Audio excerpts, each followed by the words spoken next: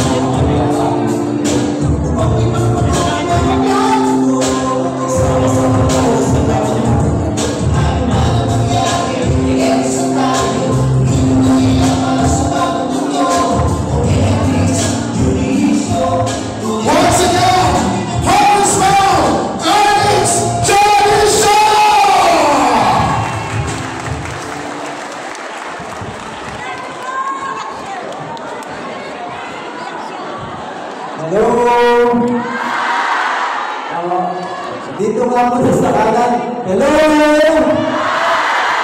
Dito sa kaliwa. Hi! Mapupo kayo. Mapupo muna kayo. Magandang umaga po sa inyo lahat. Sa mga chairman natin. Good morning po.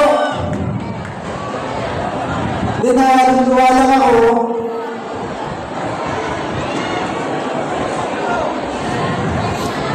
Kaya pag pumapasok ako, yung mga nangangailangan na kababayan natin sa mundo. Na-emotional lang po ako na ang dami natin kababayan na nangangailangan na pinagdudukduk lang yung pang-araw-araw. Yung mga imaga, yung mamay, yung malik, tsaka nagpapasalamat. Yung mga natulungan natin, pasalamat po kayo sa Panginoon natin na yung kami, tulay lang naman kami sa pagtulong.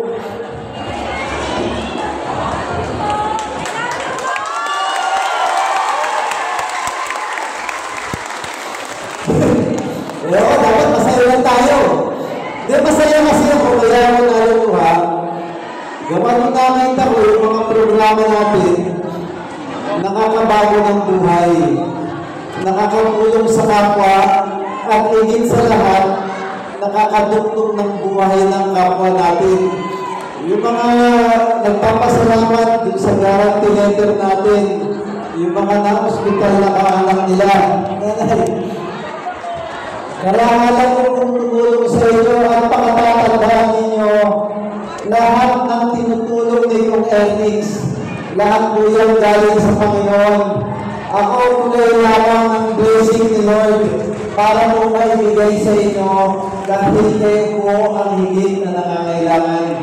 Basta hindi ako titigil, pagod man o politika kahit anong mangyari, sa maliit kong kapalaanan, kakayod ako araw-araw para matulungan ko po ang lahat ng taga-mundo mula po sa mundo ng Panginoon.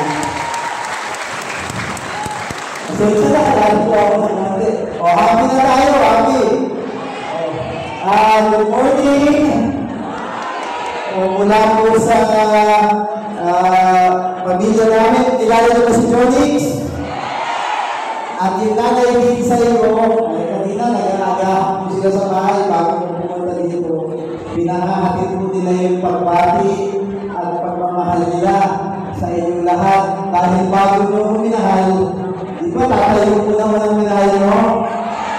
Di sabi ko lang, lahat ng paglingkod sa kapwa, paggalang sa nakatatanda sa akin, at lahat ng pagpapakumbaba at tunay na pagtulong sa kapwa, tinuro ko sa akin ang tatay ni Jonix ko. Kung kakilala niyo si Jonix, alam niyo po, hindi po kami matataas na politiko. Kami po mga simpleng tao lang, simpleng batang tundo, na kahit kailan hindi po kami ng politika. Basta turo sa akin ang tatay ko na basta hayaan mo yung mga politiko dyan sa gilid, ang pakatatandaan mo, araw-araw mong sasayangin ang bawat minuto. Hanggang kaya mong tumulong sa kapwa mo, tulong ka lang ng tulong, tulong ng tulong ng tulong. At bago patapos ang lahat ng araw mo, malalaman mo at nakatingin ang Panginoon. At yun ang intensyon natin lahat, mga batang mundo. Hindi lamang ako. Dapat lahat po tayong nililingkod natin ang kapwa natin. Ako, nagkataon na nagpapasalamat po ko sa inyo lahat na yung batang Ernix na pinalaki ninyo. Bagamat mahirap yung dinaanan ko, mga bigatin sa politika ko, yung nakalaban ko. Mga mayayaman at bilyonaryo. Wala po ako ng mga pera na meron sila. Pero ang masasabi ko lang po, ang meron po ako yung pinalaki ako ng tatay ko. Yung puso na dapat mahalin ko yung kapwa ko.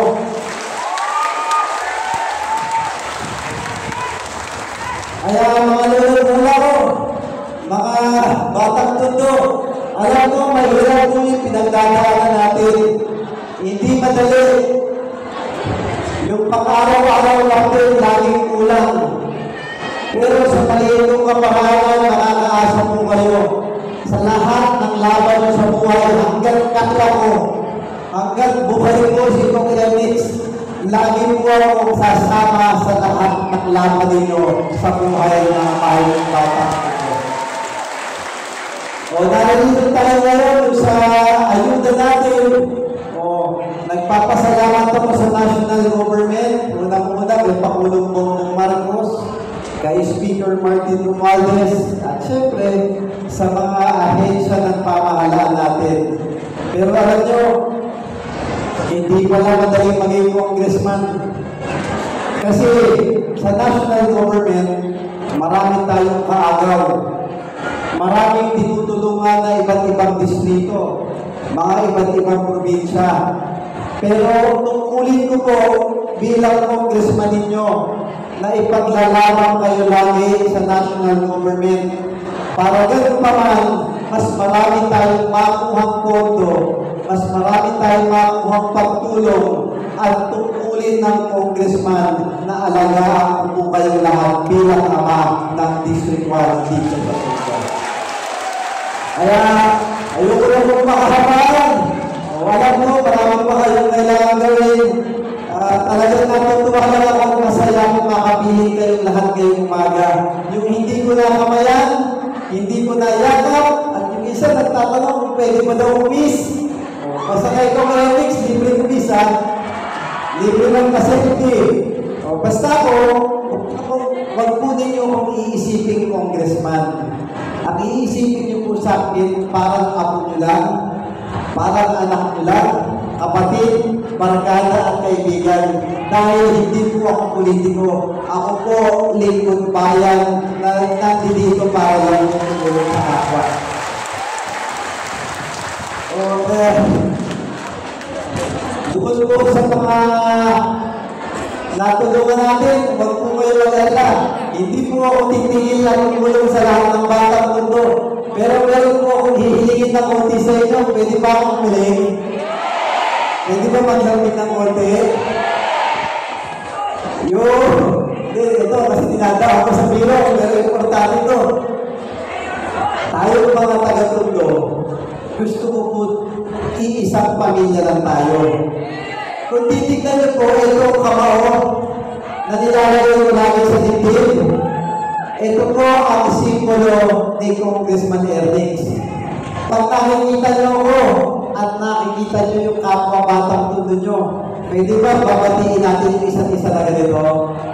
Pwede?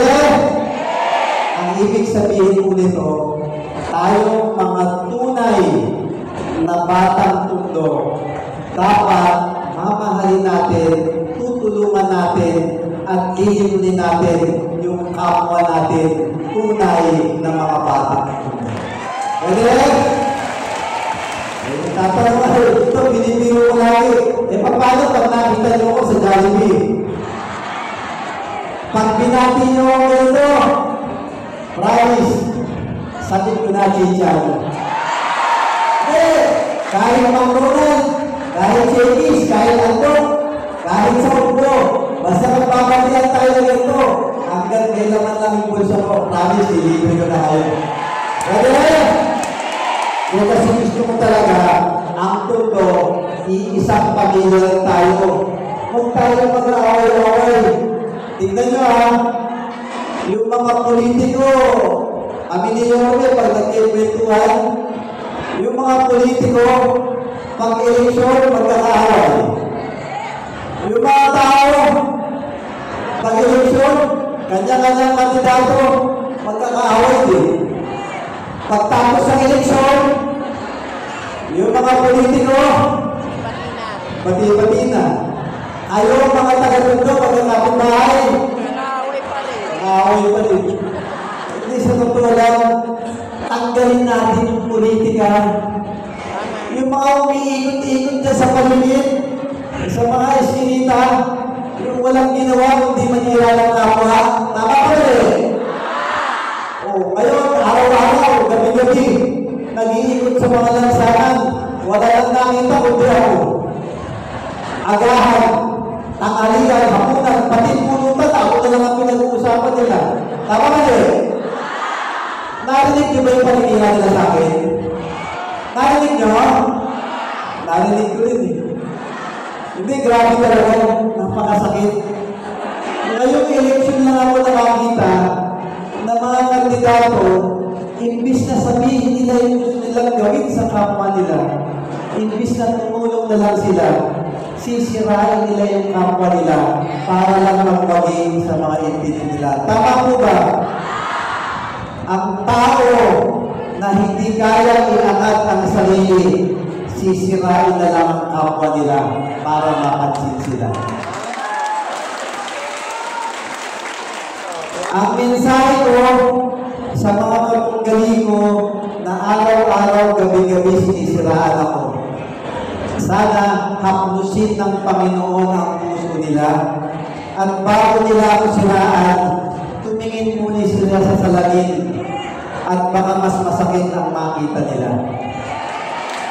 At ang mensahe ko sa mga kapunggali ko sa politika, basta kung hanggang maaari, hindi po ako maninira ng kapwa. At ang masasabi ko sa kanila, basta God bless you at may peace be with you po. Pangalawang labi ko sa inyo, mga marites po ba kayo? Lalo na. Ay, Marites. taas nga ko kayo mga marites. Talaga? O kung marites kayo, may mga cellphone po ba kayo? Taas ang kamay ng cellphone. Taas ang kamay, walang cellphone. Nanay, ito, walang cellphone. Ito, may cellphone. Sino walang cellphone? Wala kang cellphone? Ito. Nanay, wala kang cellphone? Palagyan ko nga sa nanay.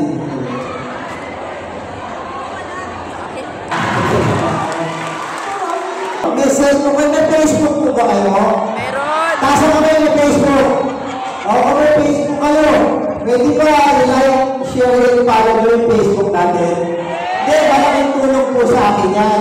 Para maipaalam sa mga kapitbahay nyo, sa mga kapamilya nyo, na tulad po ninyo, kay Congressman Ernix, wala pong padri-padrino.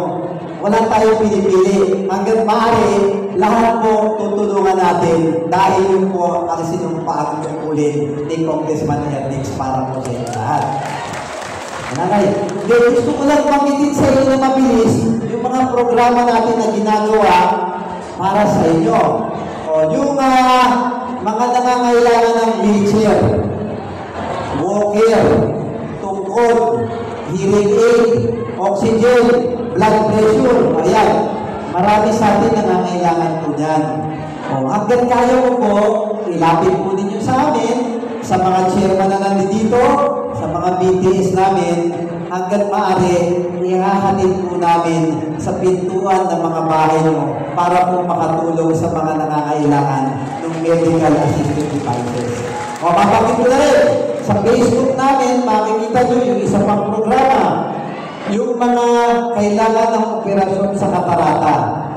Mga senior citizens at kahit mga bata pa, nanay, o basta kailangan nyo ng operasyon sa katarata, malabo ang mga mata nyo, ng mga lolo't-lola nyo, ilapit po ninyo sa amin, ni 5 wala po kayong babayaran. Simula sa check-up, pamasahe, merienda, hanggang maoperahan kayo at maibalik namin kayo dito sa mundo. Lahat po, sasagutin po ni Congressman Ernix ang babayaran. Mapakita ko rin po, yung importante, yung hospital assistance program. Yung guarantee letter namin, o yung Tondo Medical Center, yung PGH, yung Jose Reyes, alam niyo po ba yung heart center sa Quezon City? Yung lung center, National Kidney Center, at yung sa mga bata sa Quezon Avenue, yung Philippine Children's Medical Center. Dito sa Banawe, yung mga nababalian naman ng buto. Alam niyo ba yun? Yung orthopedic. Lahat po yan National Government Hospital. Pag meron pong na hospital na kakilala kayo, sabihin po ninyo sa kanila, huwag po kayong gagastos ng sariling pera. At huwag po kayong nakupo. Tandaan ninyo, huwag kayong mangungutang. Naririto po ako. Ako po ang tutulong na bayaran ang hospital bill ng lahat ng batang mundo. At doon naman sa mga emergency cases na napapasok sa Mary Johnston, yung pangmayaman. Hindi, kasi private. Natural mas mahal. Pero di kalidad naman ang servisyo sa Mary Johnston. Bagamat ayaw natin magbayad ng mahal sa ospital, may pagkakataon po ng pag-emergency at nag-aagaw buhay yung kaanak ninyo. Hindi natin iisipin na kung mahal o mura. Ang importante po, maisalba natin yung buhay ng pasyente. Tama po ba? Pag naisalba na natin, ang problema natin ngayon, kaming mga lingkod bayan, wala kaming kapangyarihan makialam sa mga private na negosyo.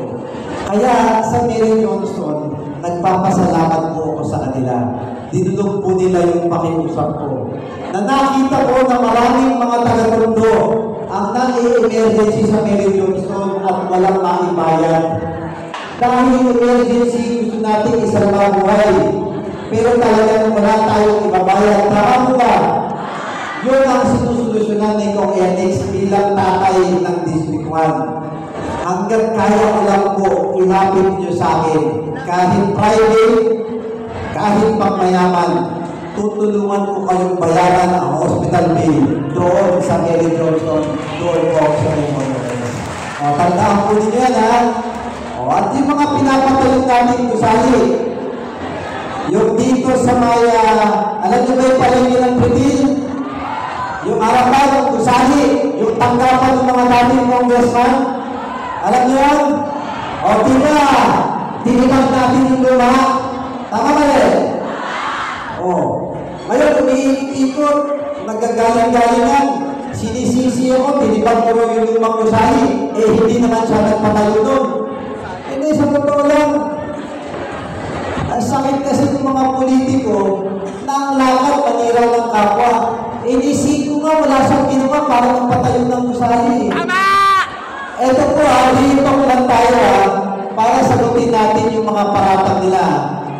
yung lumang tanggapan ng gusali ng mga dating congressman.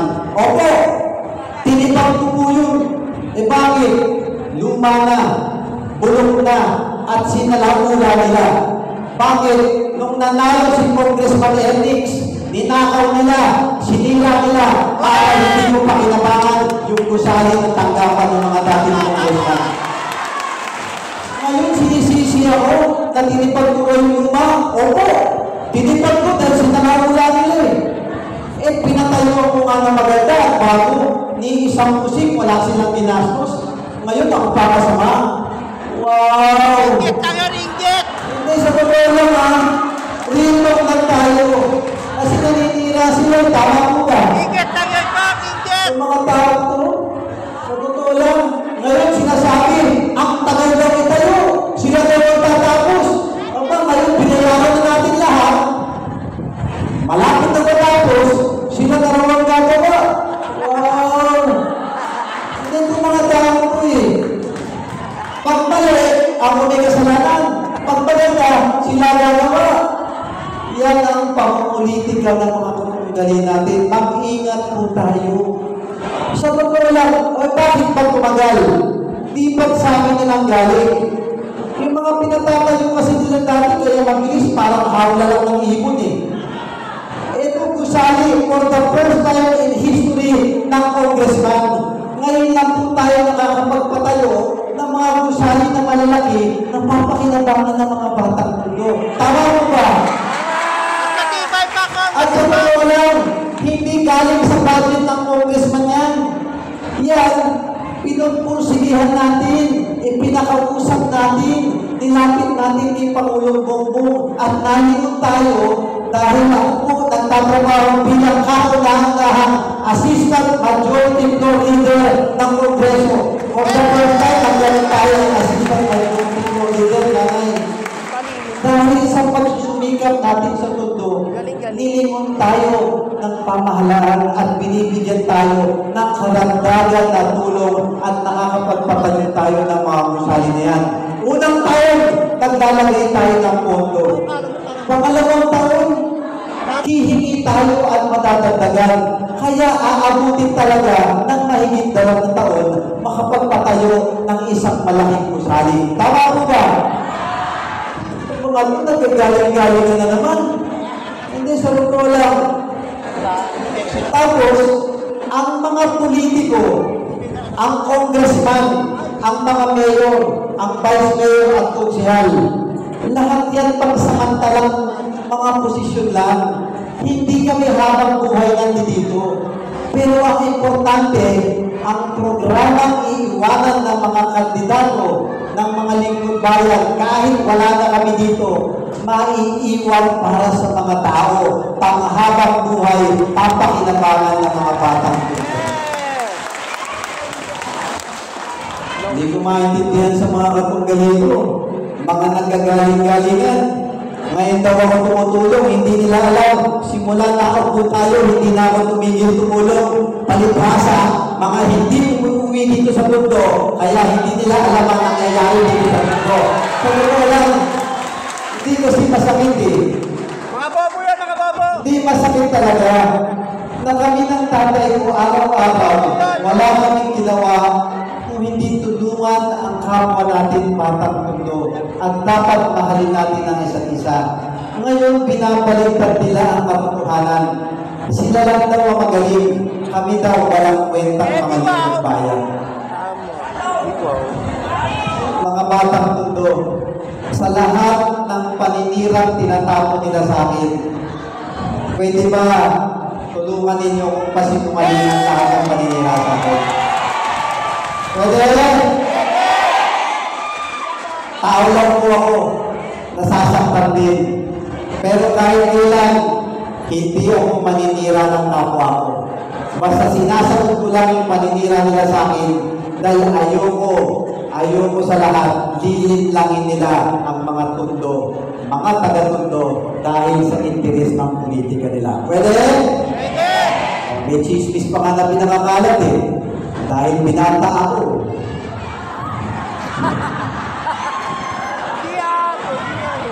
Narinig mo na? Dahil binata daw si Felix, shock na daw ako. Hindi ko maintindihan sa mga to. Type na type yata ako eh. Hindi, sa totoo lang. Sa totoo lang. Kaya ako binata, wala pa pong nagkakagusto sa akin eh. Kaya ako may gusto mag-apply.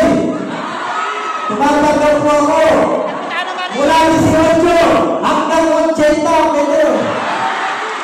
Basta talaga mo kayo. Baka sakaling kayo pamakalabot ko. Dahil lang, nalulungkot lang ako dahil sa mga paninira sa akin. Oh. Di naman patatay ko.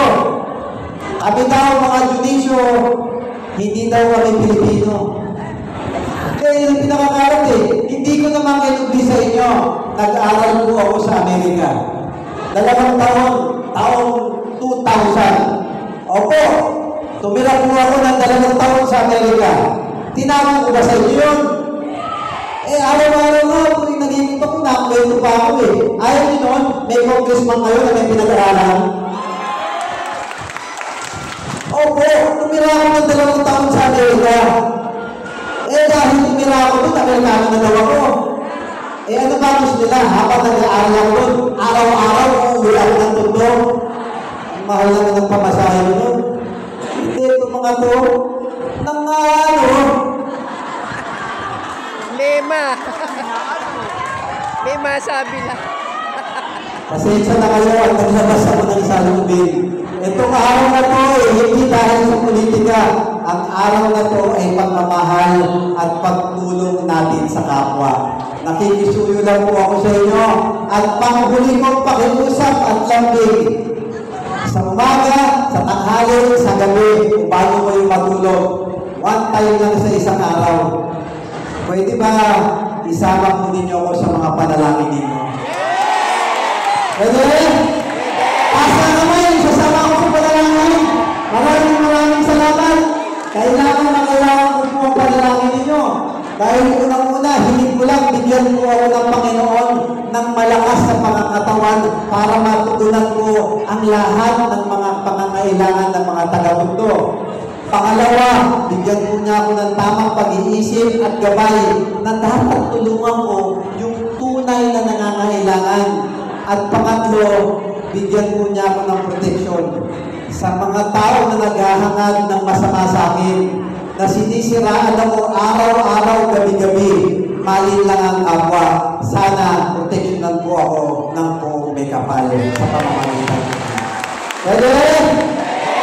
Ang mga nanay, mga tatay, uwian na. O basta, yung pagtulong natin, tuloy-tuloy, at si Congressman Alex po, araw-araw, kakayon po ako, at makikiusap sa pamahalaan para mas marami pa tayong matulong sa inyo lahat. At muli, mga batang mundo, kamawa sa puso, ako po si Ernix Dionisio, ang anak ni Jonix at ang tunay ninyong congressman. Maglilingkod po ako ng tapat, ng sapat, at sobra-sobra pa ng may takot sa Diyos para sa lahat ng nasasakupan ko at minamahal ko ng mga batang mundo. Mahal na mahal ko po kayong lahat. I love you! At pagpalain ko kayong lahat ng buong may kapal. Manila!